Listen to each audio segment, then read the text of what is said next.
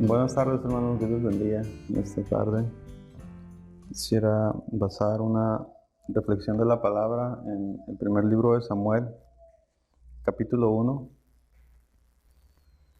Vamos a estar viendo diferentes versos, entonces en sí no voy a enfocar solamente en uno, sino más bien el tema es la vida de Elcana como padre. Precisamente el día de hoy estamos celebrando el Día del Padre y aprovecho pues el espacio para felicitar a cada padre, ¿no? Dios les bendiga y hayan pasado un feliz día. Y quisiera traer una reflexión de Elcana, un hombre que fue un padre. Dios le dio la bendición de ser padre. Y veo algunos ingredientes que tuvo su vida, algunas cualidades que tuvo y que son una bendición y creo que pueden ministrarnos y hacernos todavía más padres, ¿no? Dice el verso 1 del capítulo de Samuel, en el verso 1 dice, capítulo 1, hubo un varón de Ramatim de Sofir, del monte de Efraín, que se llamaba Elcana, hijo de Joram, hijo de Eliú, hijo de Tou, hijo de Suf, Efrateo. La palabra dice aquí que él era del monte de Efraín, o era de Efraín. Pero dice primer libro de Crónicas, capítulo 6. Vamos a leer Crónicas, libro de Crónicas, capítulo 6, del verso 16 en adelante se da la genealogía de los hijos de Leví, bueno, desde el verso 1. Pero dice la palabra de Dios en el verso 27 de Crónicas 6, que Eliú, hijo de Jeroam, hijo de Elcana, y luego el verso 28 dice, hijo de Samuel, o Samuel fue hijo de él. Elcana era un levita, no era un hombre de la tribu de Efraín. Como al leer el pasaje de Samuel, se puede entender que Elcana era de Efraín, pero en realidad no era de Efraín, era un levita. Y dice la historia en el último libro de Jueces, capítulo 25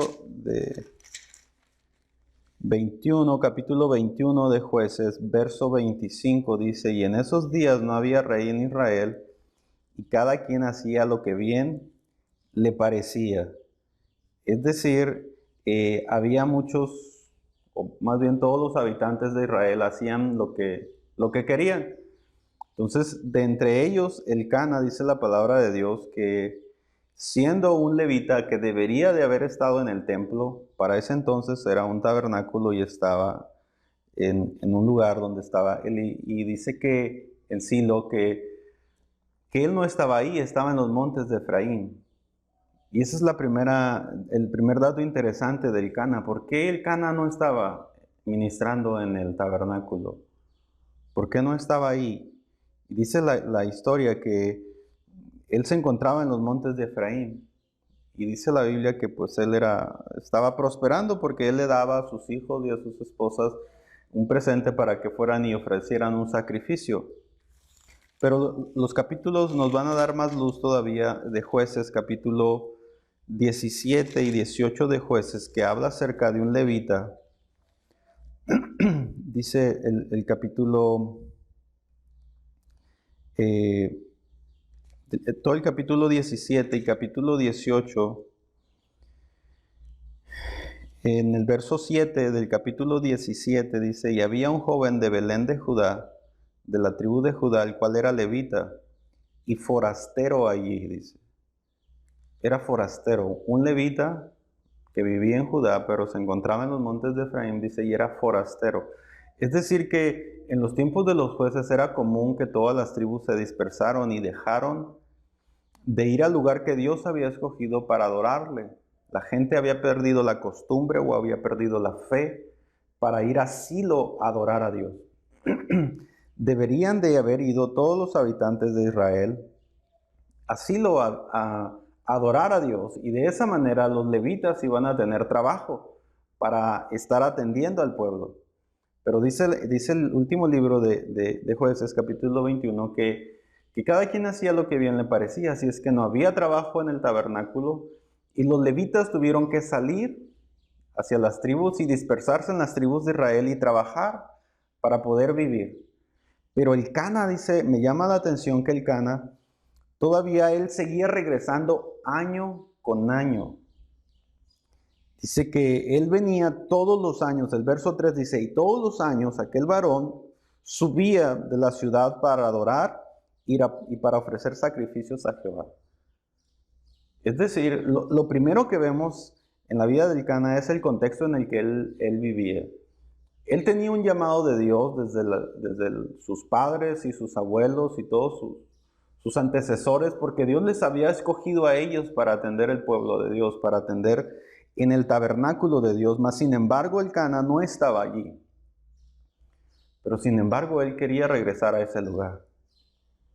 Él quería ir y sabía que él tenía su oficio en ese lugar. Y él iba todos los años y dice, y ahí estaba adorando a Dios cuando él debería de vivir ahí. Tal vez no estaba haciendo las cosas que se debieran hacer como padre, porque él sabía que la descendencia de él tenía que crecer en el tabernáculo, porque eran levitas y tenían el oficio para atender en el tabernáculo. Es decir, fue la única tribu que no tuvieron heredad en toda la tierra de Israel. Cuando Josué repartió la tierra, a la tribu de Leví no se le dio parte, no se le dio una suerte, dice la Biblia, para que ellos vivieran. Ellos tenían que vivir del trabajo del tabernáculo o del templo. Pero por la situación que se vivía en el tiempo de Jueces, todos los levitas al parecer o por la mayoría tuvieron que dispersarse, y entre ellos estaba el Cana. Ese es el contexto del Cana. Cuando él va hacia el tabernáculo para ir a adorar a Dios, dice la palabra que él iba todos los años. Pero había un detalle en él. Dice en el verso 2, y él tenía 2 mujeres, no dice 2 esposas, él tenía 2 mujeres. Al parecer él había caído en pecado. No hay una justificación para tener 2 esposas. En la Biblia no hay ningún pasaje, no hay ningún verso, no hay nada que te afirme o que te diga, tú puedes tener 2 esposas, 3 o más, o tú puedes tener 2 o 3 esposos o más. Lo único que viene en la palabra de Dios es que dice Dios hizo un hombre, hizo una mujer y los unió para que formaran una familia. Que otros hombres hayan tomado esas decisiones, pues eso es otra cosa, ¿verdad? Pero Dios nunca lo ha aprobado. Y dice la palabra de Dios aquí que él tenía dos mujeres.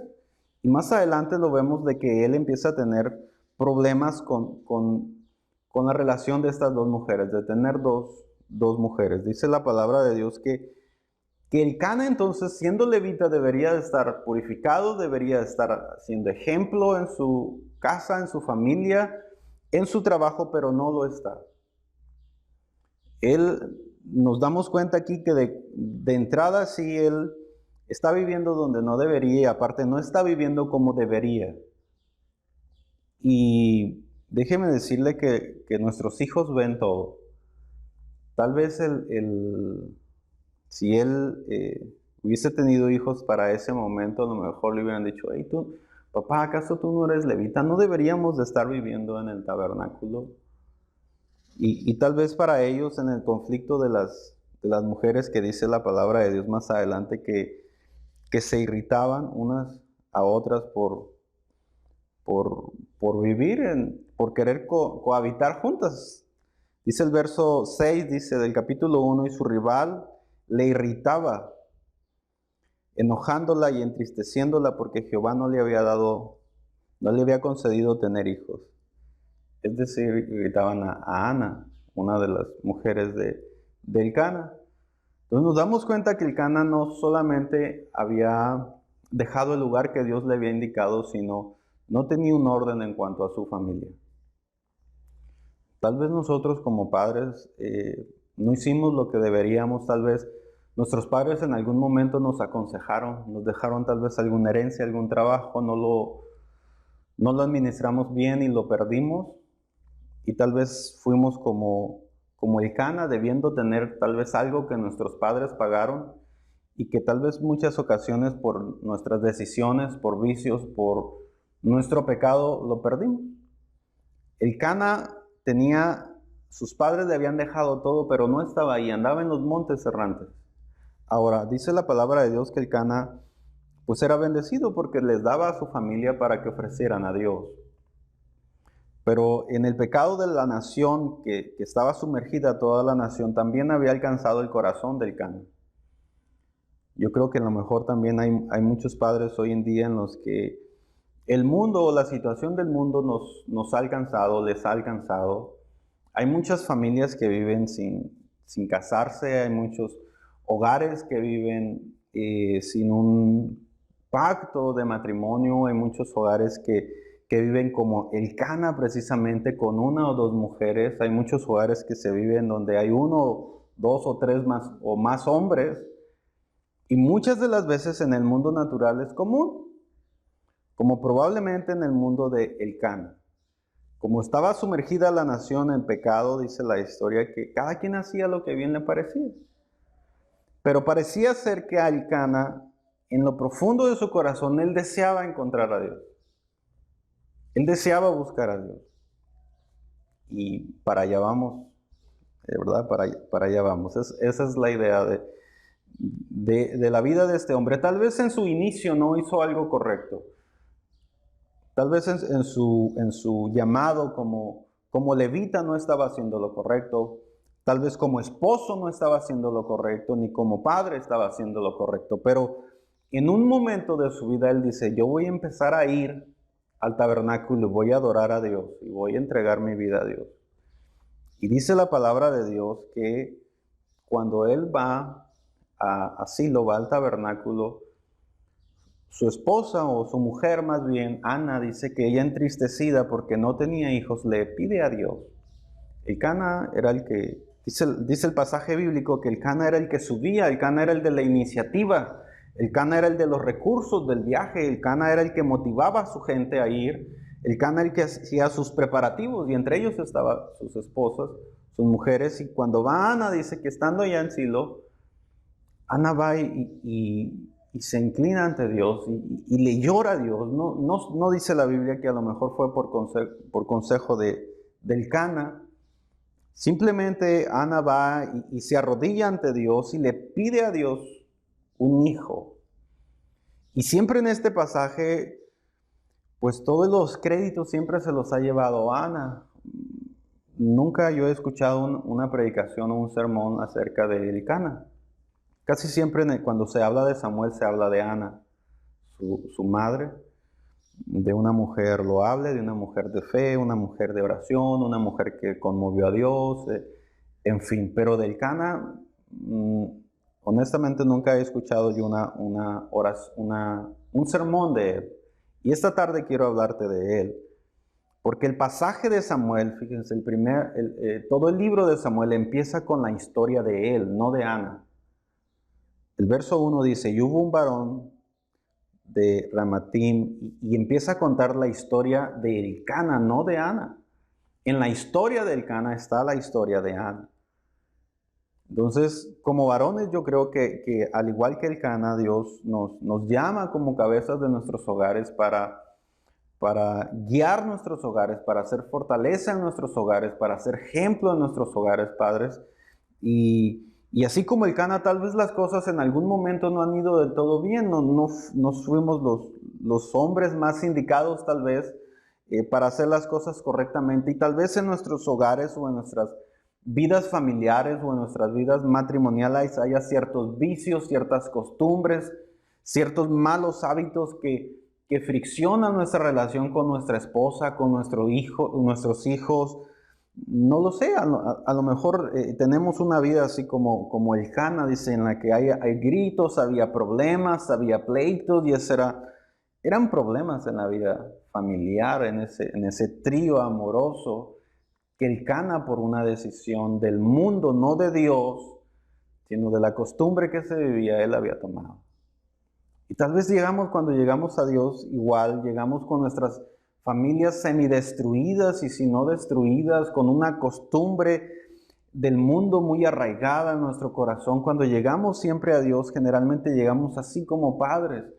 Llegamos haciendo lo que bien nos ha parecido la vida. Hemos tomado decisiones no en la palabra de Dios, sino en nuestros hábitos, sino en nuestros gustos. Y muchas veces, como dice la palabra de Dios, no son caminos que llevan a la vida. Son caminos que traen amargura, caminos que traen tristeza, caminos que traen desolación. Y te invito a que reflexiones en este momento en tu vida. Yo creo que todos en algún momento nos hemos reflejado con la vida del Cana. El Señor dice que Él vino a buscar a pecadores, a enfermos, no a sanos, y de alguna manera nos salvó a nosotros, nos alcanzó. ¿Por qué? Porque nos vio así como el Cana, errantes en los montes de Efraín, estando en un lugar que Dios no quiere que estemos. Pero el Cana, dice la palabra de Dios, que por medio de su esposa Ana, después de esa oración poderosa que todos conocemos y que en muchas ocasiones hemos escuchado sermones de ella, de cómo Ana ora a Dios, de cómo va Elí, le dice estás ebria, etc. Y cómo Dios le concede un hijo. Y esta mujer dice que se compromete con Dios, que Dios le dice, te voy a dar un hijo. Y entonces esta mujer cuando regresa y se da cuenta de que Dios le ha escuchado, que Dios le ha concedido un hijo, de que está embarazada, y dice, es que se lo he prometido a Dios y no lo voy a llevar a asilo hasta que sea destetado. El segundo aspecto que yo veo en la vida del Cana son las decisiones matrimoniales que tomaron ellos. El Cana sabía que él debería de estar viviendo en Silo, que él era el que debería de estar atendiéndolos en el tabernáculo, porque era levita, tal vez no sacerdote, pero levita tenía que estar haciendo algo ahí.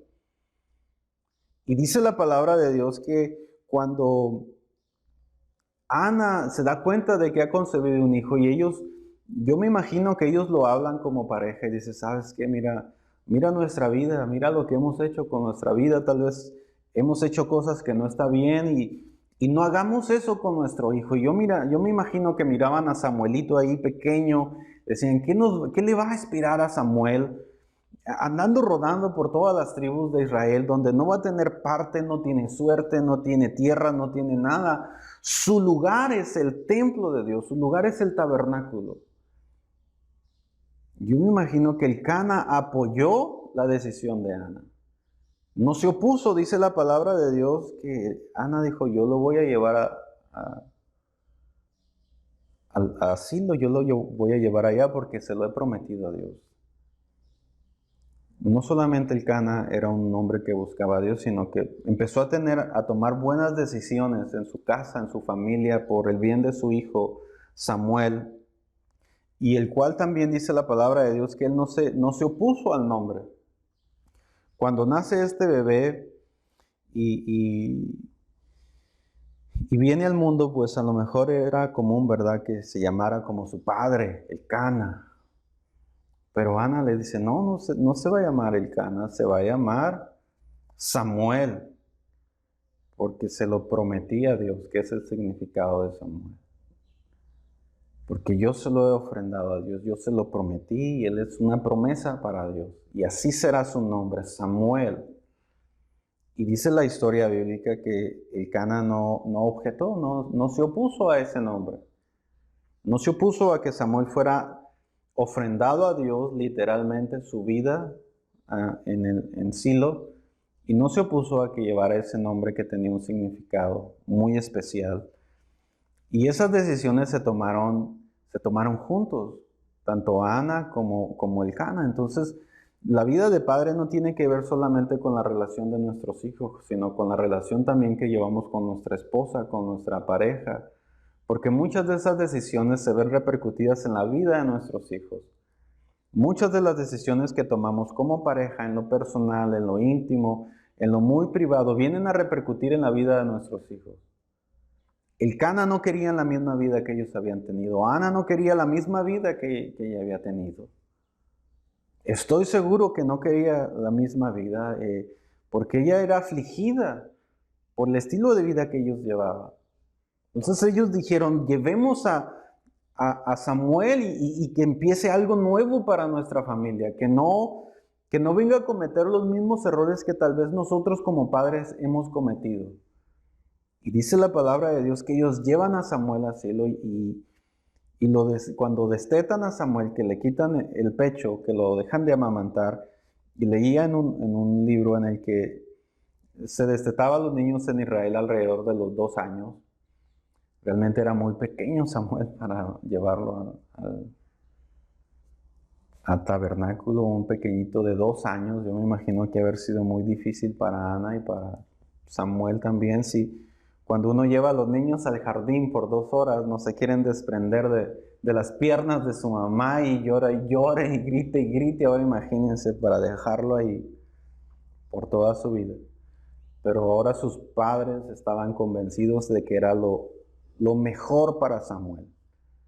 Tal vez el Cana dijo, tal vez yo no he podido estar en el tabernáculo como debiera, siendo levita, estando oficiando, pero mi hijo, haré todo lo que yo pueda para que mi hijo haga lo que yo no he estado haciendo.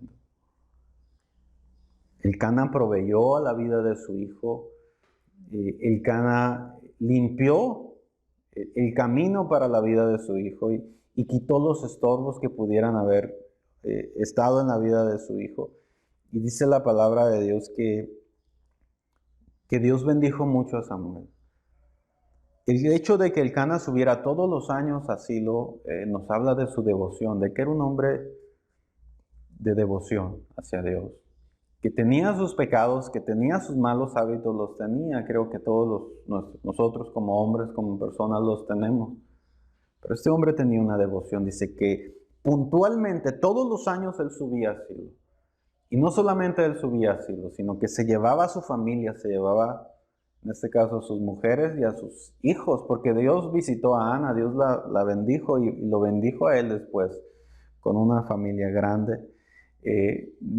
Dice que él les daba, no solamente él ofrecía el sacrificio, sino que él les daba a cada uno de ellos su parte para que adoraran personalmente a Dios. Es decir, como hombre, como padre de familia, como un buen padre, él estaba proveyendo a la vida de sus hijos para que ellos también tuviesen esa misma fe de su padre y pudieran ir a la casa de Dios y ofrecer un sacrificio y pudieran alcanzar misericordia, porque hasta ese momento era lo único que ellos podían hacer para ser perdonados. Cuando alguien había pecado, tenían que llevar al tabernáculo o al templo algún animal pequeño y tenía que ser degollado y la sangre tenía que ser esparcida en el altar y sus pecados eran ocultos. Y era la liturgia establecida para el perdón de los pecados. Y el Cana estaba estableciendo esa costumbre, estaba estableciendo esa fe en la vida de sus hijos. Él no quería la misma vida que él había tenido. No sé cuántos de nosotros como adultos, ya que veas este video, te gustaría que lo mismo que hemos vivido, que has vivido, vivieran tus hijos. Lo mismo que tú viviste en el mundo, por tus decisiones, por tus errores. ¿Te gustaría que tus hijos lo vivieran? Yo creo que ninguno de nosotros. Ninguno de nosotros. Yo creo que es tiempo de levantarnos así como el Cana, de ser diligentes en nuestra devoción a Dios, de limpiar nuestro camino y de llevar nuestros hijos a la presencia de Dios.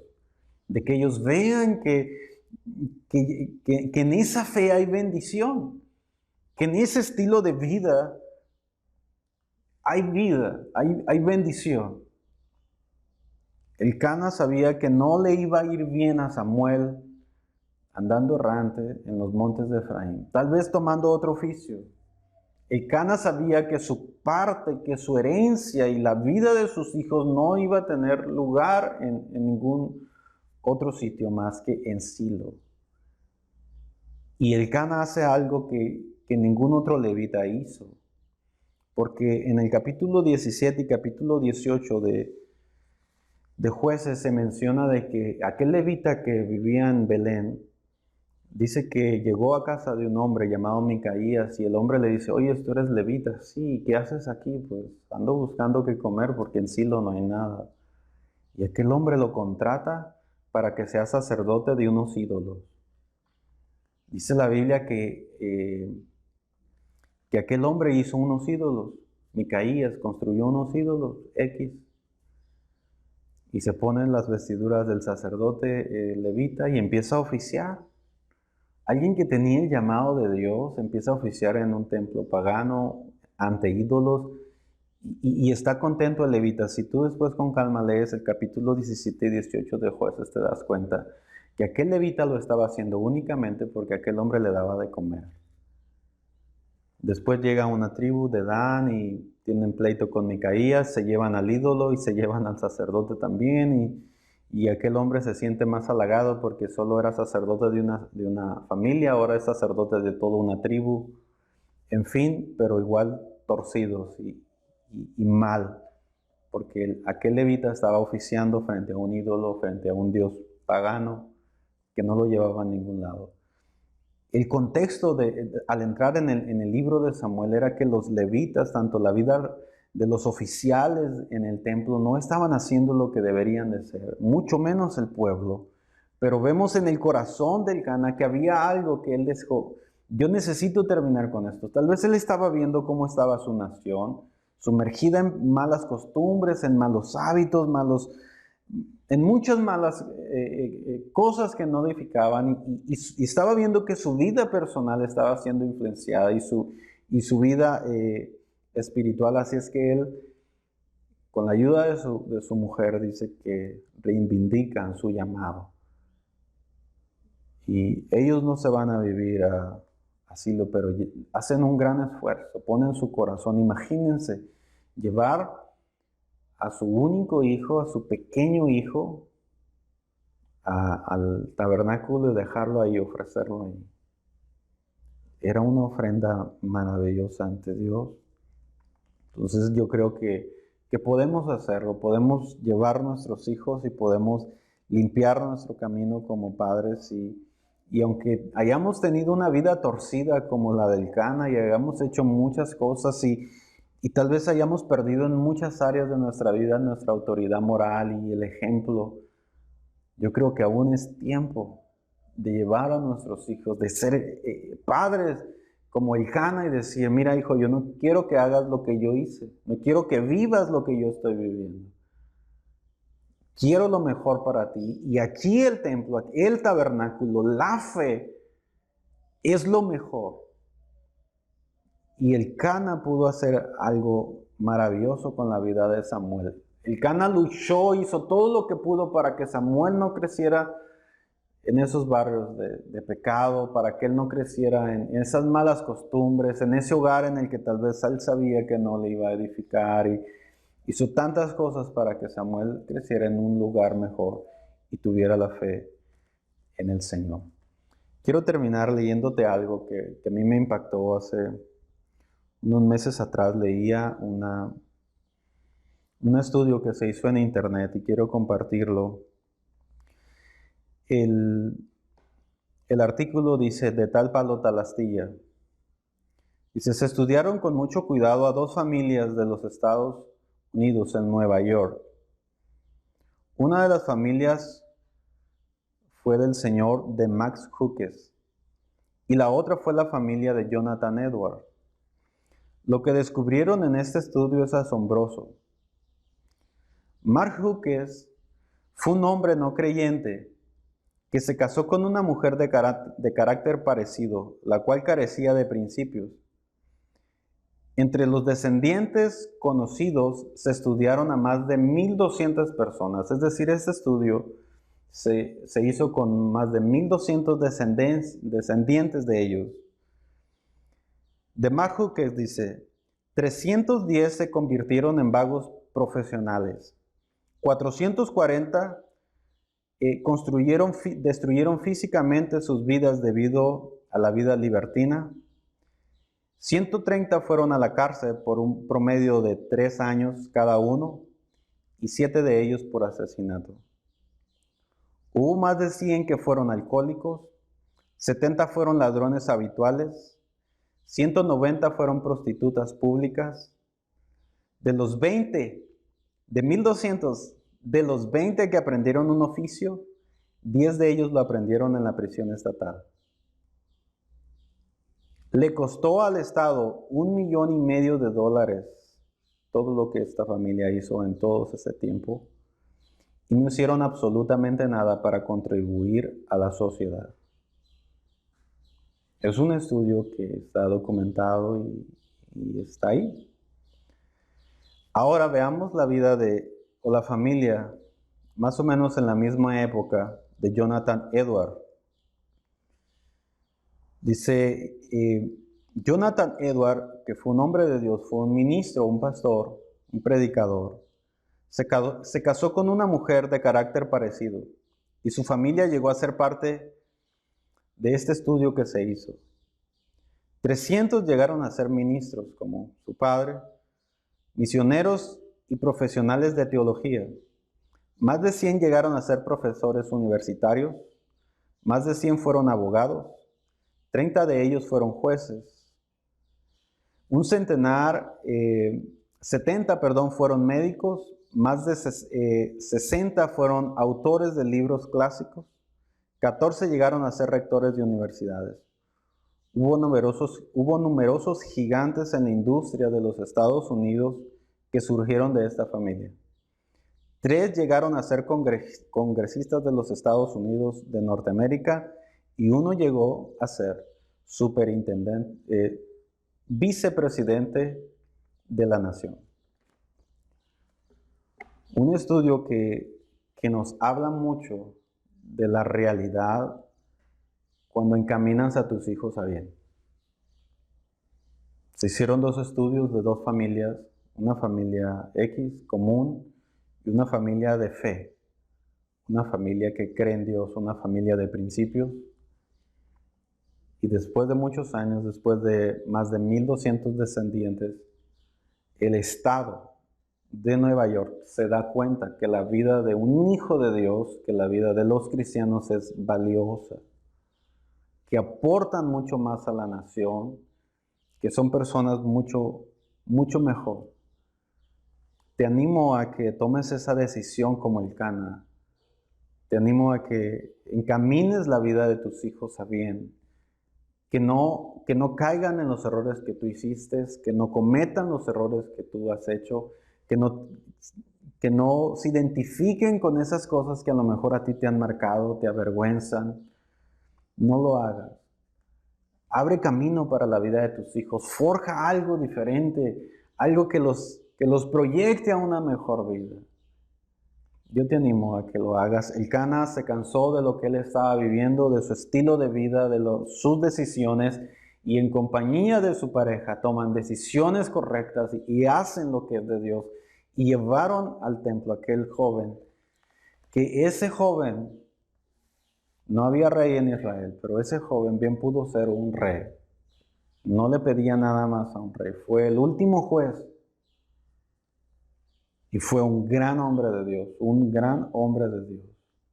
Después con calma puedes leer primero y segundo libro de Samuel que llevan su nombre y te das cuenta cómo este hombre llegó a ungir al primer rey de Israel, al segundo rey de Israel, de cómo por su palabra la nación entera era gobernada, era dirigida, de cómo sus oraciones, cómo sus bendiciones tenían repercusiones en la vida de las personas.